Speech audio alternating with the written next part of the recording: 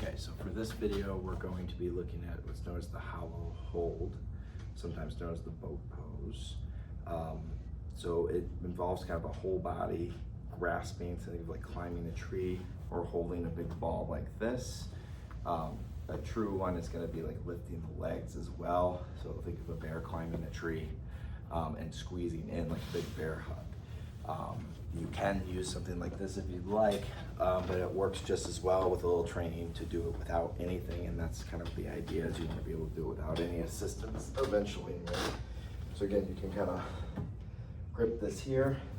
I'm anchoring my lower ribs and my pelvis and the hips, and I can do that pelvic tilt as well to kind of flatten that back out a little bit, especially with both legs up in the air. However, you want to really try to channel this in terms of grounding down, still squeezing in a little bit from those thighs, and using that to lift your upper chest as you're anchoring through the hips and the lower ribs and pushing your head down to the pillow and lifting. Now, you don't have to bring your arms up overhead too quickly or too much, especially if you have shoulder issues.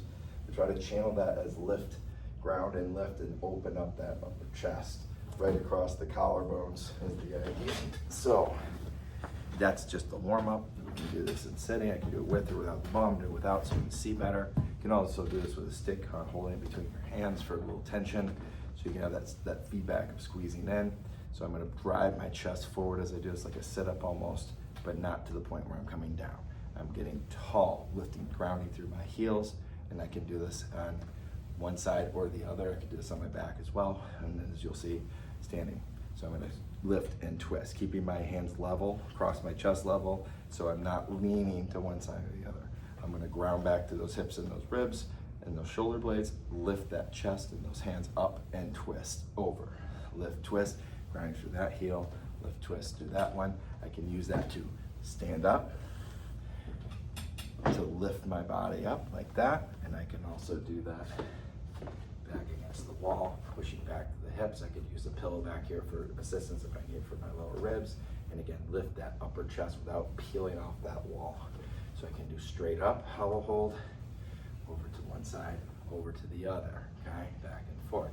So the really nice thing about this too, if you have balance issues, is especially if you tend to tip backwards or feel like you're going to, all you have to do is grab the invisible tree and catch yourself. Grab that tree and practice that, and you can train your brain, your body to do that kind of reflexively. If you start to get in trouble, grab that invisible tree and catch your balance when we walk too. Or we can go side to side here. Tree trunk on my one side here, tree trunk on my one side here. And if we make it narrow and I step, I can go over my front leg, load and lift, and do it that way. We can add weights to progress. You can do unilaterally, so kind of pulling in and lifting up here, lifting here, even coming across the body, single arm or both. So there's a lot of things you can do to progress that. So it's a very useful strategy, something to be used for balance, strengthening, all kinds of things, pretty much everything you can think of functionally in a weight-bearing sense. Hopefully that's helpful for you.